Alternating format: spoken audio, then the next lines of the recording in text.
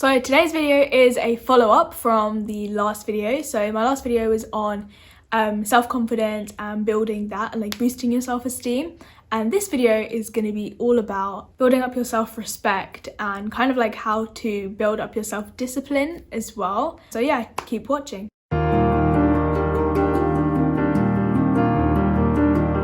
So hello and welcome back to my channel. My name is Aditi and today's video is on self-respect and self-discipline.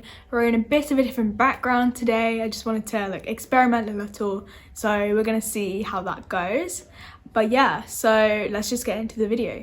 So I saw this quote actually, I think it was by Jim Rohn, and he said that discipline was the bridge between goals and accomplishment. And I think that just sums it up really. Like, it's just a powerful quote. I really like it. But I would say that my first tip for building up your self-discipline is literally just finding your source of motivation. So say if you wanted to start exercising, let's say running in particular, I actually run myself. Is your motivation to be healthier? Is it to build up your stamina? Like, what is your motivation behind it? And one thing to do when you feel like you don't have that self-discipline in place is to think about your motivation again, and just having that motivation at the back of your mind is something that really helps, because usually things that are like to do with self-discipline, they aren't easy things. So like it can be studying, exercising, they're not things that we naturally want to do. So if you have that motivation at the back of your mind, it kind of just acts as a, okay, yeah, let's actually do this.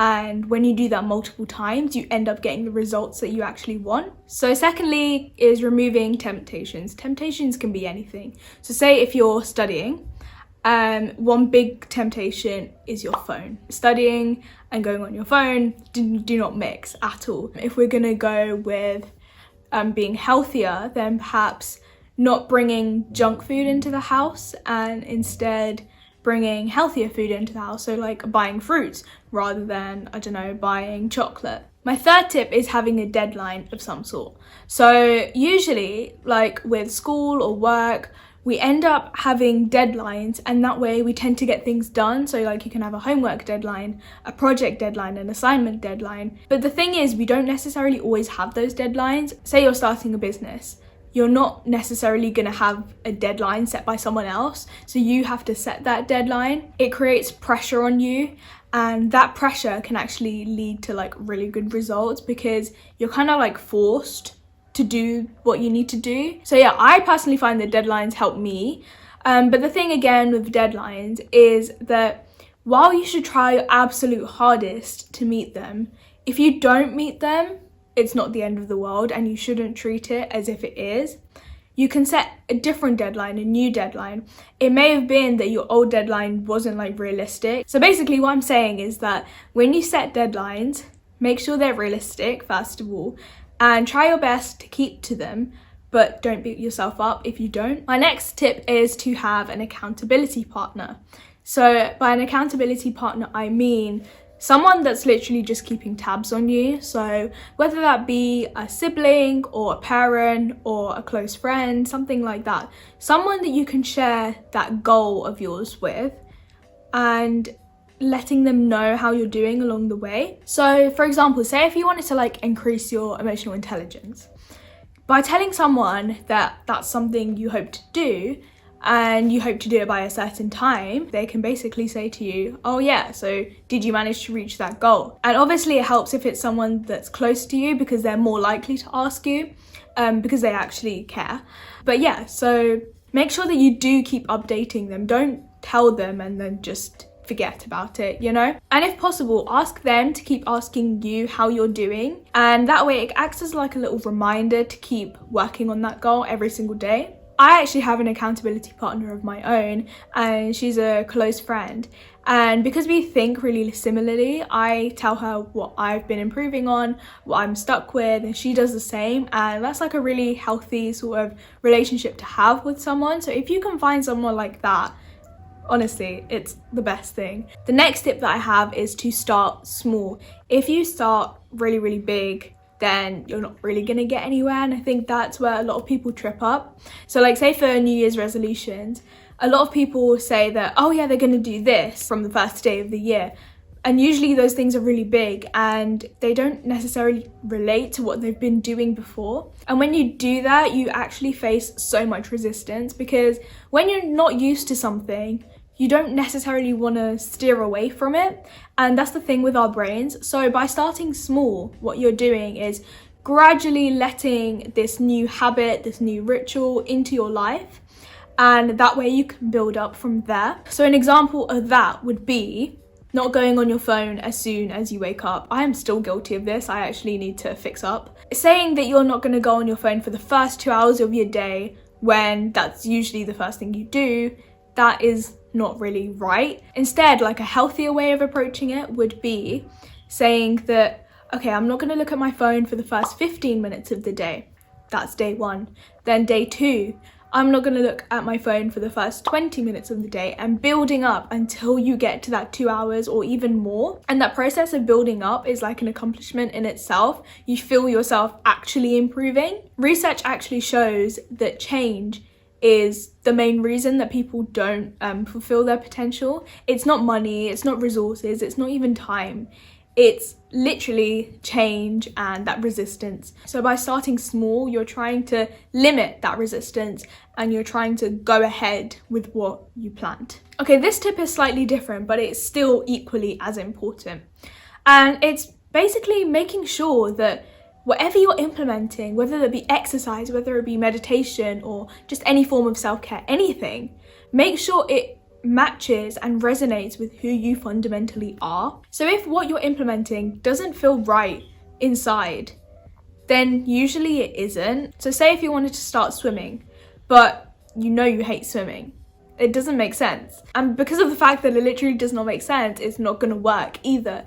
Maybe you'll stick with it for the first few days, but you just won't like it enough to keep going with it. Whereas, say if you really liked dancing, like me, then you will obviously want to do it more, and that way you're already building some sort of self-discipline in the fact that you already have your motivation. If you remember tip 1, finding your motivation is really important. Next, we have creating routines. Routines are probably my best friend. I love a routine, honestly. But yeah, so it limits the amount of time you have to think about things. In that time, you could be thinking, oh yeah, I don't want to do this. Let's not do it today. Let's do it tomorrow. Whereas if you have everything already planned out, it already kind of forces you to just hurry up and do whatever it is that you're trying to do. So let's just take the example of me. I was trying to implement more breathing exercises into every single day. And I was not doing well at it. Like, I had forgotten pretty much 9 out of 10 times. So what I decided to do was make a schedule. I've actually scheduled in when I'm gonna do the breathing exercises, and that way it's part of my routine. And when you have a routine, you have less resistance. And a lot of the times I would forget to do the breathing exercises. Not that I didn't want to, is that I would genuinely just forget.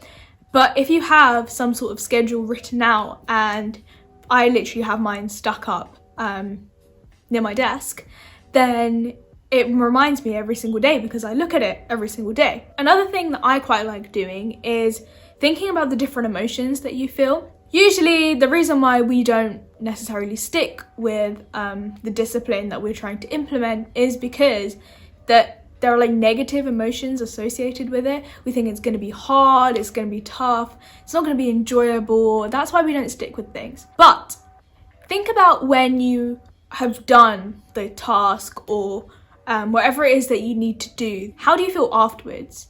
Do you still feel those same negative emotions, or do you feel the positive emotions of like being proud and feeling sort of accomplished? I'm guessing it's the second. So instead of feeling all the negative emotions beforehand, try and feel those positive emotions, or try and at least like imagine what they're going to be like and go into the task with those positive emotions. I've personally felt this when I used to go to the gym, like pre-corona times. Sometimes I would just be like, oh, I can't be asked to go to the gym. But then I would think about all the positive emotions that have usually come from me actually finishing a gym session. So I would be like, oh yes, I feel so accomplished, I feel like I can do anything now, because honestly, when you've done your gym session, you feel like you can do anything. So yeah, just kind of think about those emotions instead of the negative ones, and hopefully that should increase your motivation as well. And then this is probably the most important tip. Please don't beat yourself up if you cannot stick with it every single day. I assure you, like, I can probably promise you this, no one in the world in the personal development sort of space has been disciplined every single day of their lives and has stuck with it. It's a hard thing, but the important thing is to try and stick with it most days. Try and stick with it more often than not. That way you'll see progress. Even if it's small progress, it is still progress. The fact that you're actually thinking about implementing these habits in the first place is already a massive step. Just to end this video, I kind of just want to talk about self-respect and also how that kind of links with self-confidence, as I mentioned in my last video. So when you have the self-confidence and also the self-discipline, then you start to build self-respect for yourself. That's something that I felt personally. When you start working on your insecurities, then they have like less control over you, because you know you're doing something towards them. It actually helps. So I think that when you try and really get self-disciplined, that self-respect comes. But please try and steer clear of self-betrayal. Self-betrayal is literally just sabotaging yourself. It's doing something that you know is wrong, but you're still doing it. The fact that you know that it's wrong, but you're still doing it, makes it so bad. So say if you're trying to avoid certain foods because of health purposes, self-betrayal in that case would be eating those foods, even though you know that it's wrong. And self-betrayal is probably one of the worst things that we can do to ourselves. In terms of self-discipline, self-betrayal is going against your self-discipline on purpose when you have no reason to. And then resting is going against your self-discipline with a reason. You're tired or you just need a break. And resting is perfectly okay, remember that. I haven't actually mentioned in this video, but resting is such an important part of self-discipline. If you don't rest, then you'll burn out. And then if you burn out, then self-discipline will just go down the drain anyway. You just need to make sure that you do rest, but make sure that you don't self-betray. That's all I had to say for this video. If you have anything to say on self-betrayal, self-respect or self-discipline, then leave it in the comments below. Also smash the like button and subscribe if you haven't already. If you want to see my videos every single week, then also hit the bell icon while you're at it. I hope you enjoyed the video. Thank you for watching, and I shall be off. See you. Bye.